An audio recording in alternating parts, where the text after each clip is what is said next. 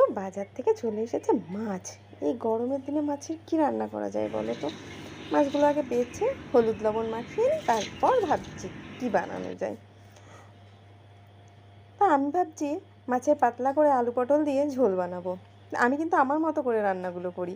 তোমাদের যদি একটুও ভালো লাগে ট্রাই করে দেখতে পারো, আশা করছি খেতে খুব ভালো লাগবে। আর তোমাদের যদি একটুও ভালো লাগে তো একটা লাইক করে পাশে থেকো, আর আমার চ্যানেলটা সাবস্ক্রাইব করে আমার পরিবারের সদস্য হয়ে যেও। চলো মাছগুলো এবার ভেজে নিই। মাছগুলো খুব কড়া করে ভাজবো না কিন্তু। আর তোমরা কেমন আছো সেটা জানাতে কিন্তু ভুলে যেও না।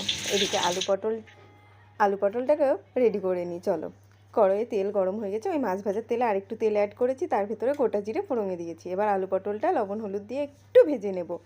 তারপর চেরা কাঁচা লঙ্কা দিয়ে দিলাম, তারপর জল অ্যাড করে দিলাম। তো ঝোলে জাল উঠুক, জাল উঠলে মাছগুলো ঝোলের ভেতরে অ্যাড করে দেবো।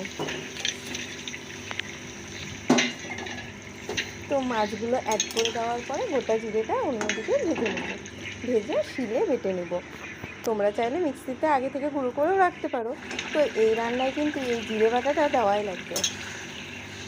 তো জিরে বাটাটা দিয়ে দিয়েছি, এবার সামান্য একটু ফুটিয়ে নামিয়ে নেব।